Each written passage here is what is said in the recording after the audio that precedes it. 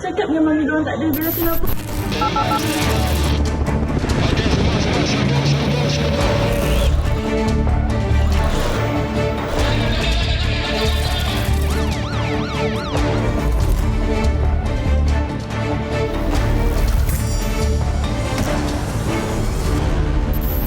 Assalamualaikum dan salam sejahtera. Bertemu kembali dalam 999 edisi 27 Julai 2021.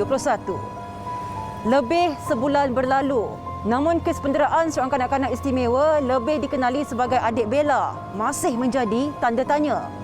Persoalan yang lebih besar timbul apabila rumah jagaan terbabit disita gara-gara tidak berdaftar.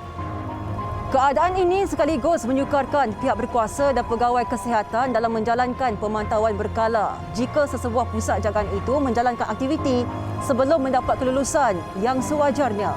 Wartawan Tun Hizami Hashim bekerjasama dengan Jabatan Kebajikan Masyarakat dalam laporan khas Pusat Jagaan Tidak Berdaftar.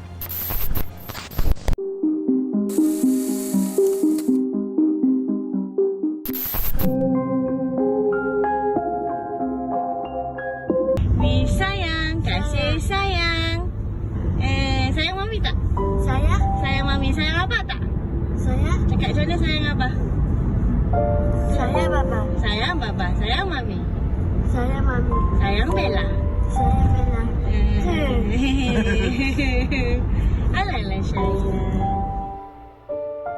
Keceriaan kanak-kanak kurang upaya berusia 13 tahun ini bertukar kemurungan apabila mangsa yang positif COVID-19 ditemukan dalam keadaan cedera pada anggota badan dipercayai akibat didera. Allah anak aku. Ya Allah, ya Allah.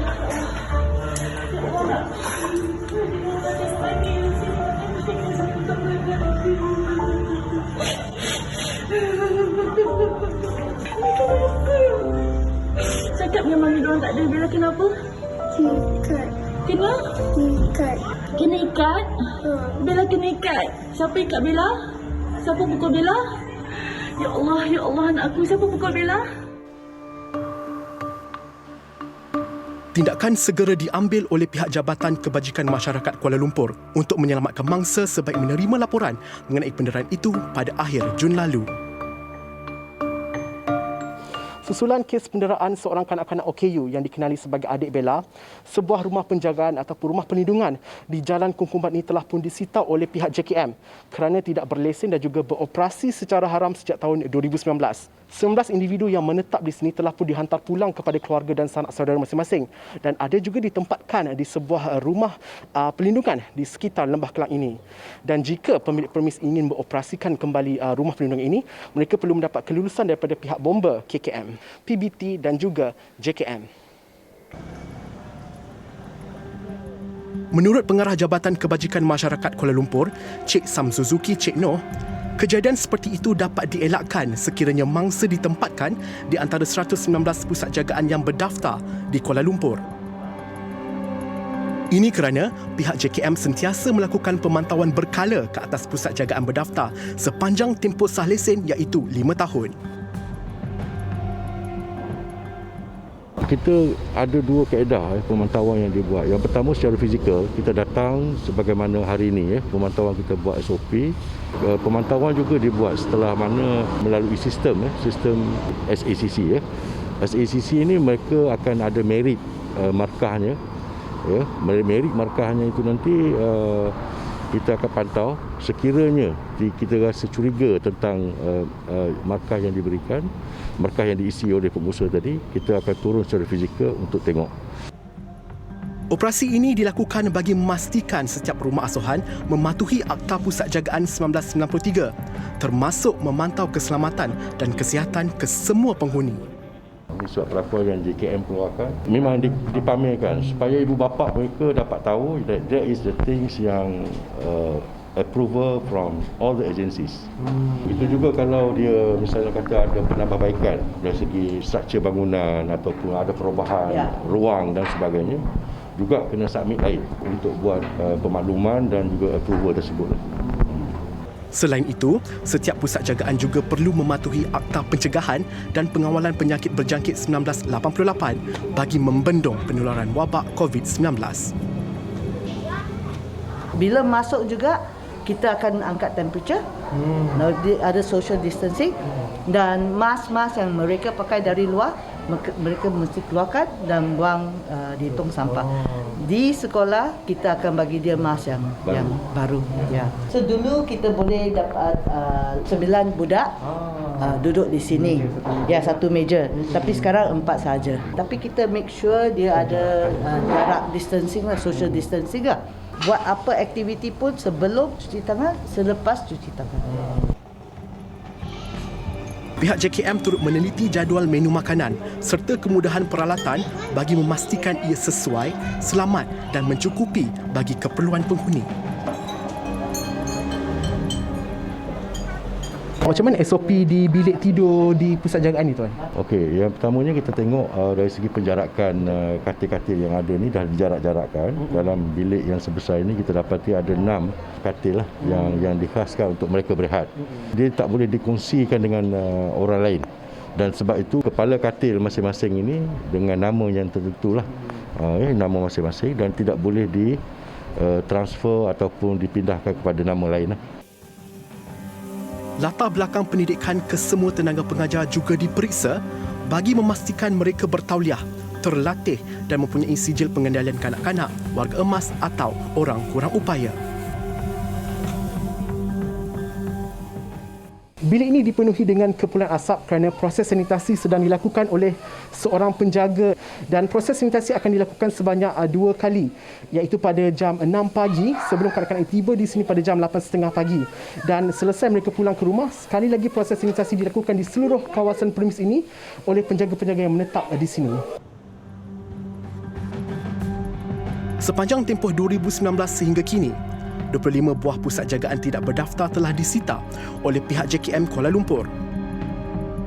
Pemilik pusat jagaan tidak berdaftar boleh didenda maksimum RM10,000 atau dipenjara 2 tahun atau kedua-duanya sekali jika sabit kesalahan.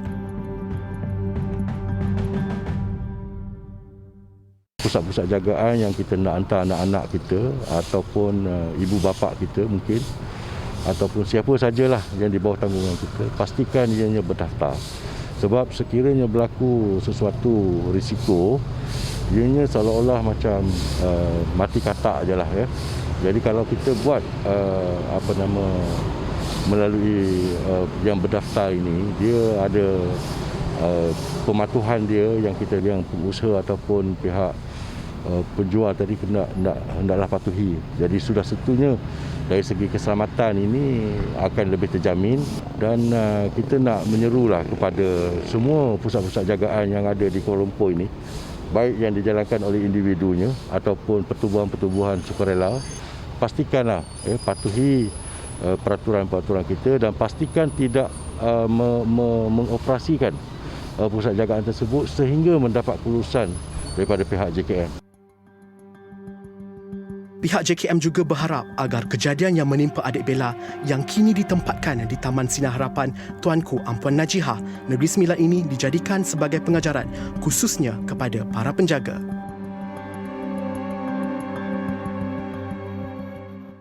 Laporan yang saya terima berkenaan dengan Bella ini, kita dapat tengok bahawasanya Bella semakin sihat, emosi dia pun semakin stabil.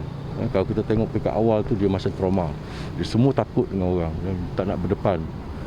Dan sekarang ni lebih banyak bercakap, lebih suka senyum dan sebagainya. Trauma dia orang tu semakin menurun. Kami bertemu Ketua Penolong Pengarah Bahagian Siasatan Jenayah Seksual, Wanita dan Kanak-kanak di 11 Bukit Aman, ACP Siti Kamsi Hassan bagi mengetahui perkembangan siasatan kes ini.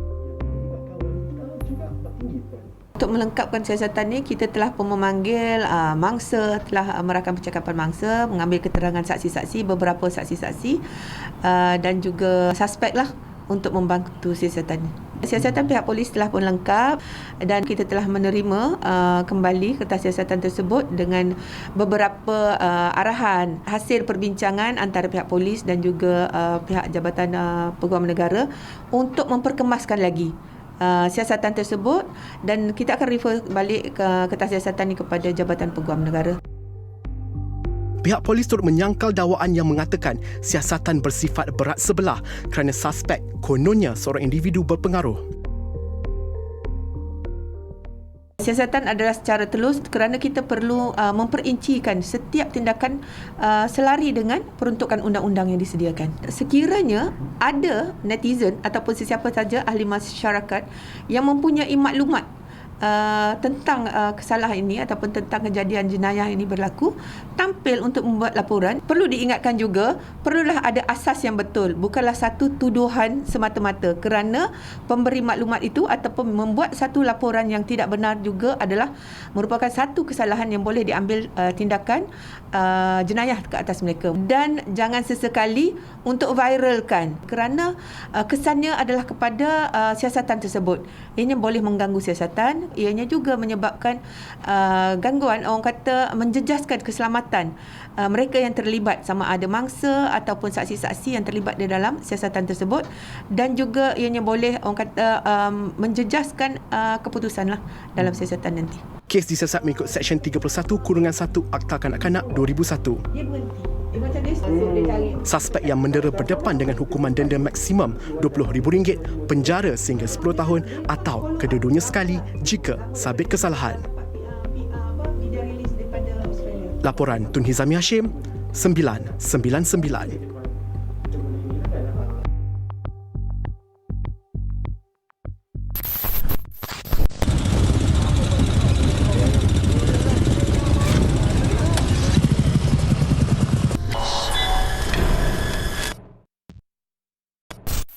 Gara-gara ingin berlumba, ada yang sanggup merentas daerah ketika tempoh perintah kawalan pergerakan dilaksanakan.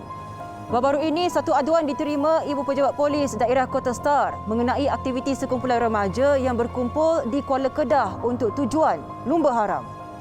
Ekoran itu, pasukan polis Jabatan Siasatan dan Penguasaan Trafik, Ibu Pejabat Polis Kontingen Kedah dan Ibu Pejabat Polis Daerah Kota Star menjalankan operasi khas untuk membendung aktiviti ini.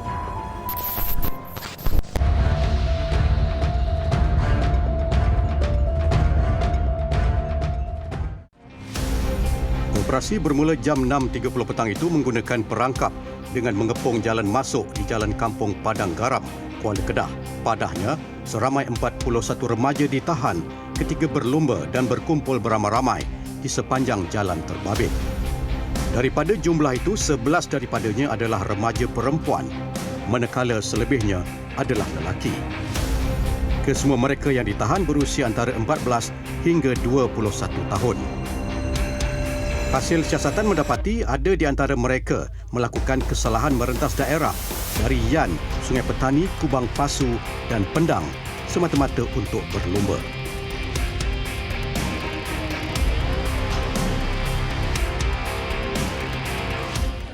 Jadi ronda tadi Mai ikut sini, nak sampai jalan ni Mai ikut mana?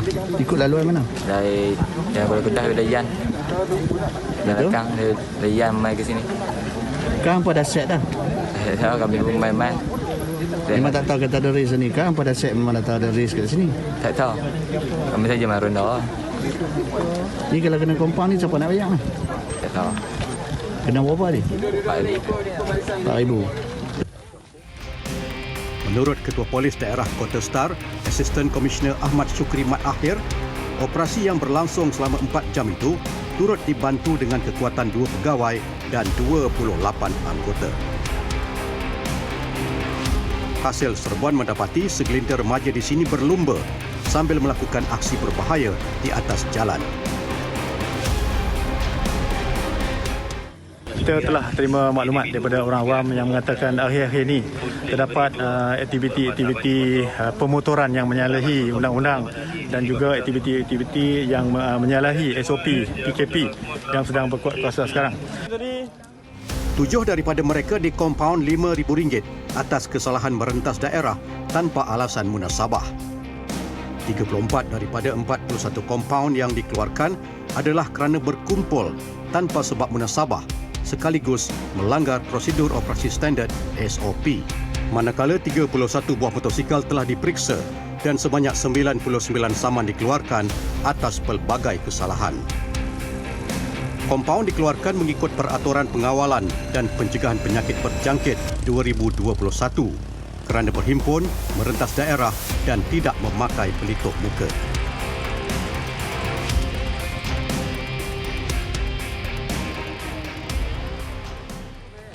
Aktiviti pada hari ini kita telah mengeluarkan 41 kompaun pelbagai kesalahan seperti mana merentas daerah terdapat 7 daripada 41 ini 7 merentas daerah dan juga 99 saman telah dikeluarkan untuk pelbagai kesalahan di bawah Akta Pengangkutan Jalan.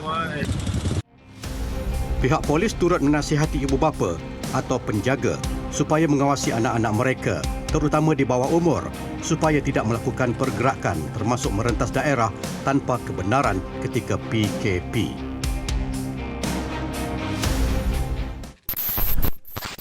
Seorang lelaki maut manakala anak saudaranya cedera parah. Suspek yang dipercayai jiran kepada mangsa ditahan reman selama 7 hari. Kejadian di Marang, Terengganu itu membuka tirai rangkuman kejadian jenayah seminggu 999.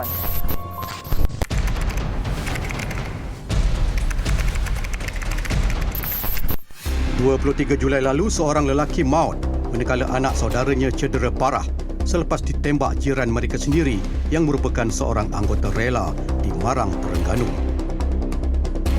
Menurut Ketua Polis Terengganu, Datuk Rohaimi Mat Isa, suspek berjaya ditahan tidak lama selepas kejadian apabila pihak polis bertembung dengan suspek.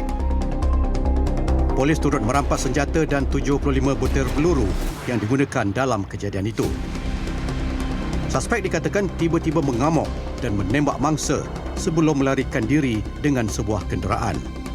Kes disiasat mengikut Seksyen 302 Kanun Keseksaan kerana membunuh. Sindiket penyeludupan ketum menggunakan jalan darat dipatahkan oleh Batalion Ketiga Pasukan Gerakan ARM PGA. Modus operandi sindiket ini ialah meletakkan bungkusan daun ketum di laluan semak dan menutupnya menggunakan daun kering di cuping perlis. Anggota sindiket dipercayai memantau dari jarak jauh dan menunggu masa sesuai untuk memindahkan daun ketum tersebut ke bahagian pagar negara jiran. Keseluruhan rampasan dianggarkan bernilai 930 kg dan dipercayai bekalan diperolehi dari Padang Terap Kedah. Kes disiasat mengikut Seksyen 30/3 Akta Racun 1952. Agensi Penguatkuasaan Maritim Malaysia Negeri Johor berjaya merampas dadah di Syaki Shabu seberat 4 kg bernilai RM200,000 di perairan Pulau Merambu Rabu lalu. Rampasan dibuat ketika melakukan rondaan dalam Op Jaksa di perairan Tanjung Pelepas. Suspek dipercayai menggunakan bot kayu yang dikesan dalam keadaan mencurigakan sebelum memecot laju ke kawasan Cetek untuk melarikan diri. Hasil pemeriksaan ke atas bot suspek berjaya menemukan 4 bungkusan dadah seberat 1 kg setiap satu yang disembunyikan dalam sebuah tong minyak. Seorang pemandu jentera berat mengaku bersalah di Mahkamah Magistrate Kuala Terengganu atas 3 pertuduhan, iaitu memandu secara cuai dan melanggar sekatan jalan raya. Tertuduh yang berusia 45 tahun itu membuat pengakuan tersebut di hadapan Magistrate Nur Mazrini Mahmud. Mahkamah turut mengarahkan tertuduh dihantar untuk ujian psikiatri di Hospital Permai Johor Bahru. Tertuduh didakwa memandu secara bogel dan melanggar 13 lampu isyarat sehingga menyebabkan kecederaan kepada orang awam. Sebutan semula kes dijadualkan pada 30 Ogos depan. Susulan penahanan 3 individu termasuk 2 bekas yang dipertua Majlis Perbandaran, SPRM turut menahan reman 2 lagi suspek yang merupakan seorang pegawai daerah dan juru ukur bahan. Suspek dipercayai bersekongkol bersama pihak kontraktor yang merupakan kartel projek bagi membolot perolehan tender bernilai puluhan juta ringgit sejak tahun 2012. Difahamkan suspek menggunakan lebih 70 syarikat milik sendiri dan selebihnya milik keluarga atau proksi. Pegawai daerah terbabit disyaki menerima suapan berjumlah RM120,000 dalam pelbagai bentuk.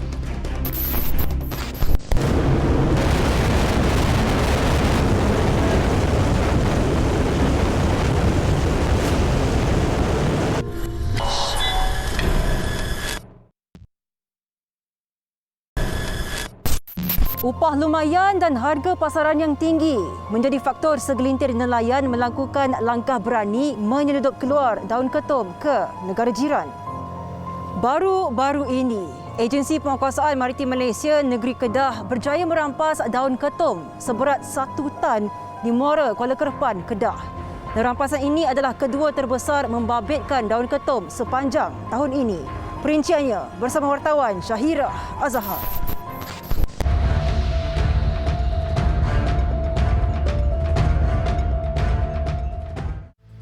Jumlah kes berkaitan penyeludupan ketum meningkat 30% pada tahun ini. Malah, jumlah rampasan juga kini mencecah 1.2 juta ringgit berbanding 800,000 ringgit pada tahun lalu. Menurut Timbalan Pengarah Bahagian Siasatan Jenayah Maritim, Kapten Maritim Romli Mustafa, trend penyeludup ketum kini lebih tertumpu di perairan negara atas faktor kekangan sekatan jalan raya di laluan darat ketika tempoh Perintah Kawalan Pergerakan PKP. Kita pun faham bahawa sekarang ini di musim Perintah Kawalan Pergerakan ini, pihak polis semestinya telah mengetatkan kawalan di jalan raya. Jadi sudah pasti mereka mempunyai halangan untuk melepasi jumlah daun yang mereka bawa ini ke negara Thailand. Agensi Penguatkuasaan Maritim Malaysia APMM mengambil berat mengenai isu ini dengan memperbanyakkan risikan dan pemantauan bagi mengekang aktiviti penyeludupan ketum ke negara jiran. Kita juga berkolaborasi dari segi perkongsian maklumat. Okey, mungkin mereka boleh lepas menggunakan jalan darat. Tidak semestinya mereka ni boleh lepas melalui jalan laut. Kita juga mempunyai sekatan-sekatan yang kita buat, maklumat-maklumat yang kita terima dan kita percaya tidak semudah yang mereka sangka. 6 lokasi panas termasuk perairan Kuala Kedah, Kuala Kerpan, Kuala Kuar, Kuala Tunjang, Kuala Sanglang dan Kuala Jerlun turut dikenal pasti sebagai laluan utama penyeludup. 9 Julai lalu, APMM Zon Maritim Kuala Kedah sekali lagi menggagalkan cubaan menyeludup keluar 1 tan daun ketum di kedudukan 0.1 batu nautika dari Muara Kuala Kerpan, Kedah.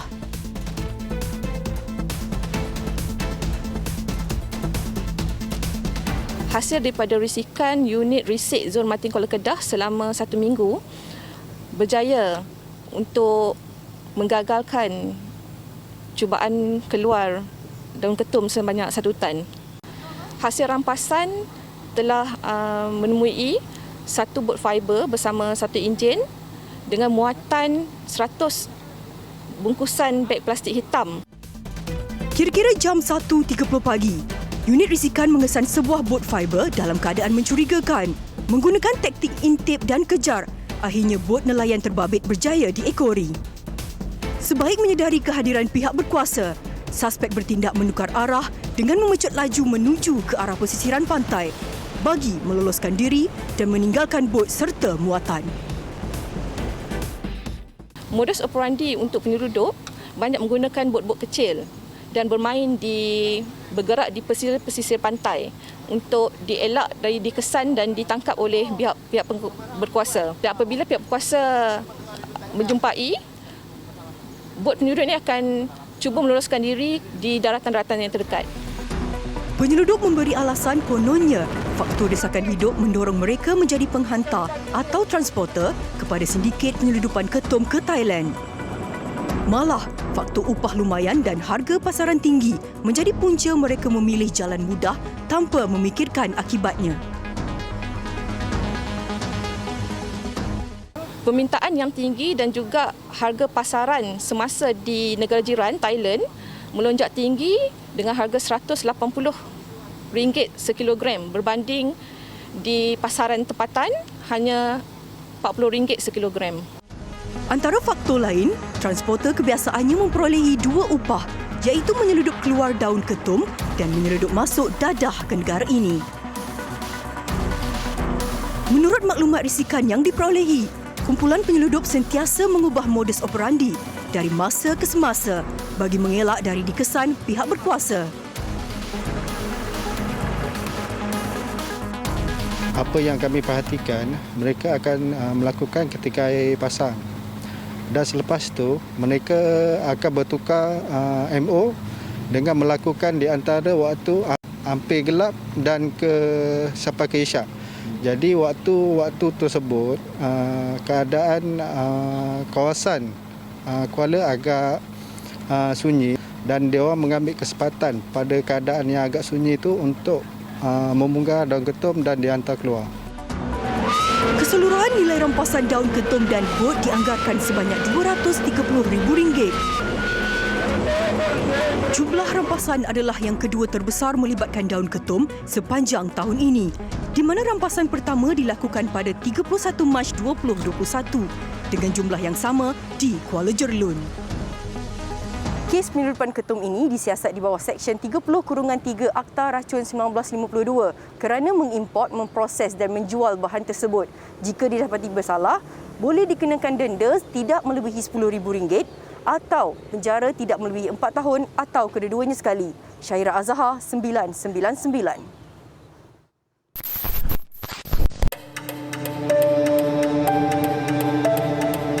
Station saja pun kena kacau. Okey, tak apa, dia minta IC saya. Saya bagi IC saya. Ini IC saya bang. Saya tak kacau orang bang. Saya pergi depan situ je, saya tak masuk kedai pun. Abang bagi IC abang. Abang bagi IC abang. Saya nak tengok IC abang. Tak, abang bagi IC. Apa abang? Bagilah kerjasama. Tak, saya nak bagi kerjasama lah ni. Abang bagi saya punya IC bang. Abang polis ke abang gangster? Tak buat benda lain tau. Saya bukan penjenayah abang, saya rakyat biasa tau. Orang semua kena tekan dalam ni, abang follow je. Yang provoke bang, saya pergi situ, saya bayar guna tak senggo saya. Saya buat tu saja, saya bayar guna tak senggo saya. Saya datang sini, abang ni dah cakap, oh pakai mask. Bang, kalau pakai mask dah tak jangan rekod. Aku saya lagi saya rekod. Saya pun gentar juga. Ada 4-5 orang polis. Rekod sini. 20 Julai lalu, tular sebuah rakaman yang memperlihatkan seorang lelaki dikenakan kompaun gara-gara tidak memakai pelitup muka ketika berada di sebuah stesen minyak di Sri Damansara. Menerusi rakaman video berdurasi 15 minit 42 saat itu, individu berkenaan dilihat cuba untuk menafikan kesalahannya pada masa yang sama melakukan provokasi terhadap pihak polis. Namun tindakannya itu yang membuat video secara langsung di media sosial mendapat kecaman hebat para netizen. Dia cakap macam tu, ikut prosedur SOP. Ikutlah. Saya ikut bang, kalau saya masuk kedai tadi saya pakai lah. Kita ada pemerintah. Ikutlah. Ikut je pun.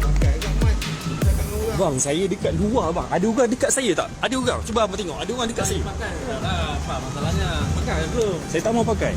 Kalau saya masuk saya pakai. Pakai. Patutnya tak boleh lah macam tu kan. Kita ada undang-undang. Kenalah ikut prosedur yang kerajaan dah bagi. Benda simple je, jangan terlalu ikut perasaan, darah muda ke apa kan. Jangan macam provoke lah kat sosial media, mengasut orang ramai tak pakai mask ke kan. Benda ni dah meningkat, semakin hari semakin meningkat.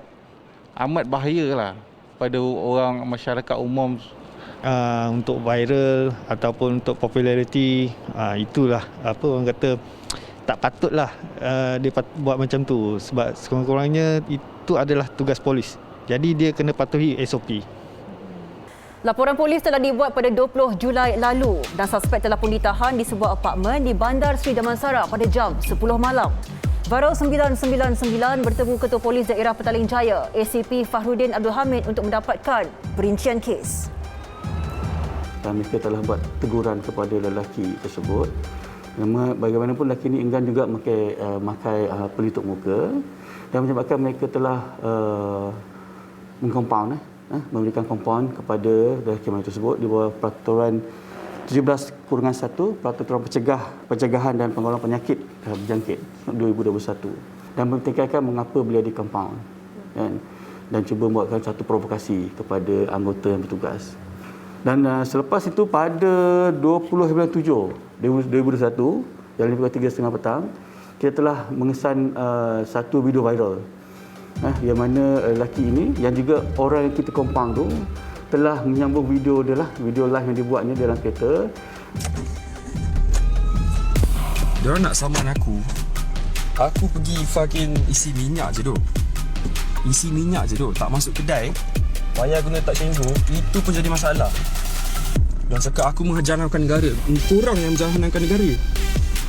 Kau polis lah, kau kerja untuk rakyat, kau tahu tak? Gaji kau dibayar oleh rakyat, kau faham tak? Telah menghina polis di Malaysia dalam kita menjalankan tugas kita. Dan lebih kurang 10 malam, pasukan polis daripada Ibu Datuk Daerah Penjaga telah pergi buat serbuan ke rumah suspek ini. Pada masa kita nak buat tangkapan juga, beliau pun kita lihat enggan bekerjasama dan tidak membuka itu, dan sekali lagi dia membuat video viral masa tangkapan itu.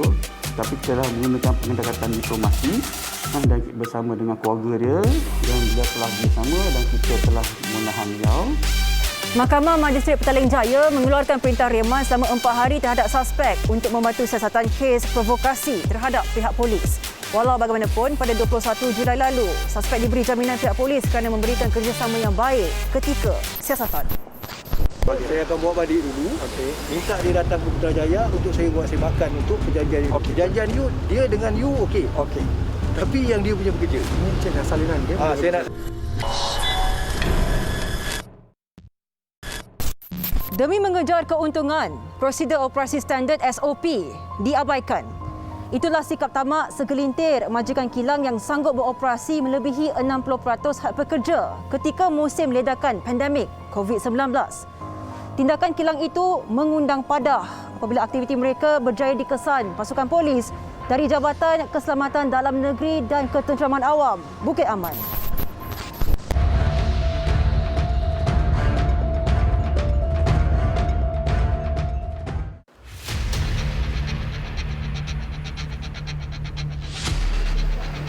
Dua buah kilang di Kelang, Selangor diserbu pihak Jabatan Keselamatan Dalam Negeri dan Ketenteraman Awam Bukit Aman dan Jabatan Imigresen Malaysia kerana disyaki melanggar prosedur operasi standard SOP. Itu elektronik, dia break For local ke for export?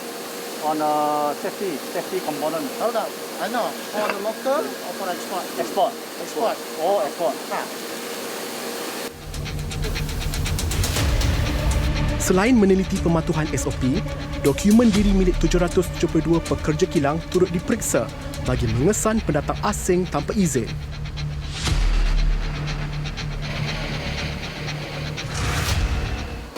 Diorang ni tinggal macam mana? Tempat tinggal macam mana? Hostel. Hostel kat sini ataupun dekat tempat lain? Dekat tempat lain. Ada yang menyewa sendiri. Ada yang menyewa sendiri. Hasil pemeriksaan mendapati 63 daripada pekerja kilang ini gagal mempamerkan dokumen diri yang sah.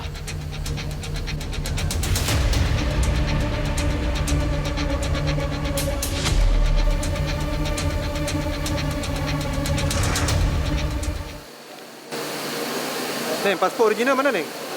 Ni fotokopi. Ha? Dekat bos.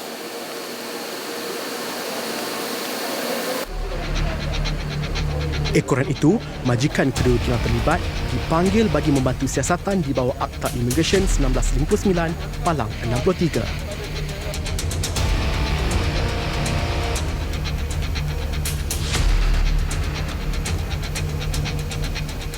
Ini dia ada 4-5 company yang berbeza. Okey, boleh. Cleaner, warehouse, saya tengok apa semua ada. Okey. Bukan anda yang you punya ni. Nanti I call semua company berbeza. Saya akan bawa balik dulu. Okey. Minta dia datang ke Putrajaya untuk saya buat semakan untuk perjanjian you. Okay. Perjanjian you, dia dengan you okey. Okey. Tapi yang dia punya bekerja. Ini cek nak salinan dia. Saya nak salinan. Okay, nanti you tolong ni bagi dekat kita punya pegawai dekat sini. Salinan ni untuk kita buat balik. Okey. Boleh? Boleh. Menurut Timbalan Pengarah Jabatan Keselamatan Dalam Negeri dan Ketenteraman Awam, bahagian gerakan, Datuk Masto Muhammad Arif, saman bernilai RM20,000 dikeluarkan kepada pihak majikan kerana beroperasi melebihi had pekerja yang ditetapkan.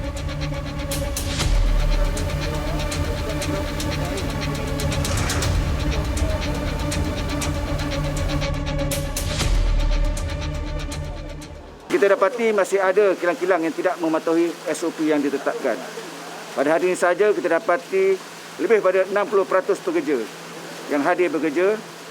Jadi saya berharap kepada owner kilang-kilang tersebut dan kilang-kilang lain di sekitar Selangor ini dapat mematuhi SOP Jadi kalau kita tidak patuh kepada SOP, mana pemilik-pemilik kilang greedy, tamak dengan membuka kilang walaupun telah diarahkan tutup, mereka inilah sebenarnya petualang-petualang yang meningkatkan kes COVID di seluruh negara. Kesemua yang ditahan dibawa ke depo sementara Eco Millennium Beranang dan depo Imigresen Lenggeng Negeri Sembilan untuk tindakan lanjut.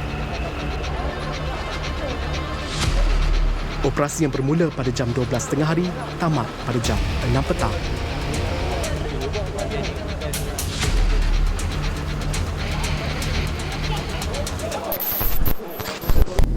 Seorang petugas klinik kesihatan maut manakala 3 lagi tidak sedarkan diri sebaik ambulans yang dinaiki tiba di hospital. Insiden berkenaan dipercayai disebabkan kebocoran egsos pada ambulans berkenaan. Ikuti perincian kejadian di Port Dickson dalam segmen Tragedi 999 minggu ini.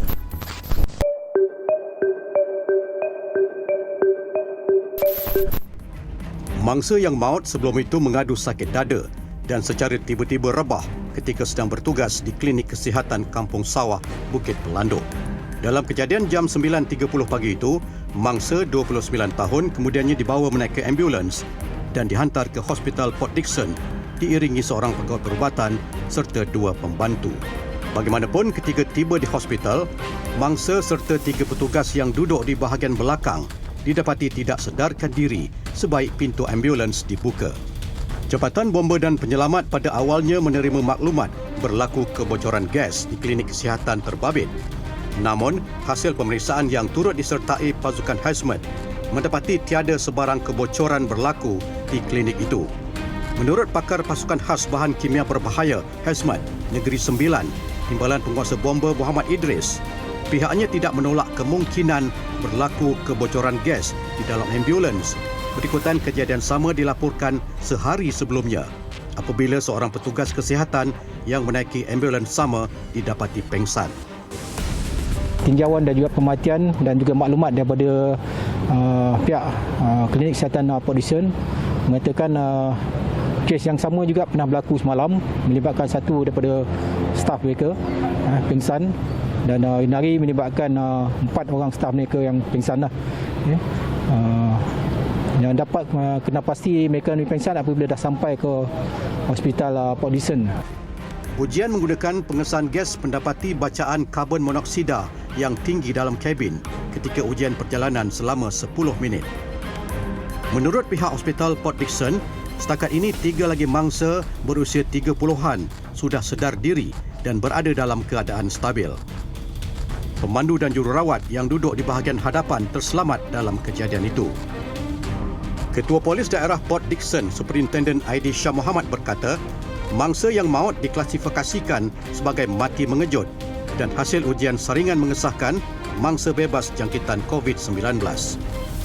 Punca sebenar kejadian belum dikenal pasti dan pihak bomba masih menjalankan siasatan lanjut terhadap kenderaan terbabit.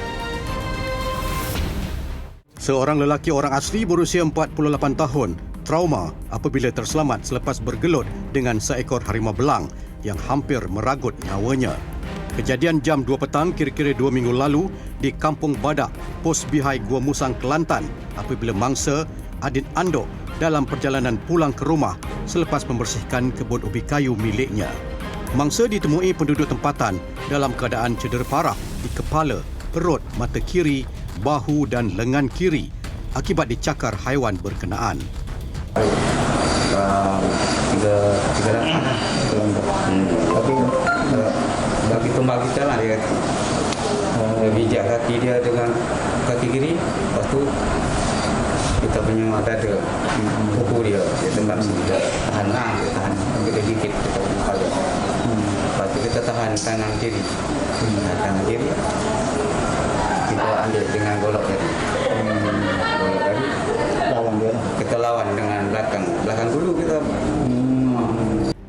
Adin yang menerima rawatan di Hospital Sultan Ismail Petra, Kuala Krai telah dibenarkan keluar dan kini berada di pusat transit pesakit orang asli. Biarpun telah mengalami kejadian yang mengerikan itu, namun Adin tetap bersemangat meneruskan aktiviti berkebun bagi menyara keluarganya. Harimau betina terbabit berjaya ditangkap oleh pihak Jabatan Perhilitan dan kini ditempatkan di Pusat Penyelamat Hidupan Liar Kebangsaan Sungkai Perak. Terima kasih kerana setia bersama kami sehingga ke penghujung rancangan. Jangan lupa untuk terus menyalurkan berita kejadian jenayah terkini menerusi email, Facebook dan Instagram rasmi 999 seperti tertera. Kita jumpa lagi di minggu hadapan. Assalamualaikum dan selamat malam. Ingat, jenayah membawa padah.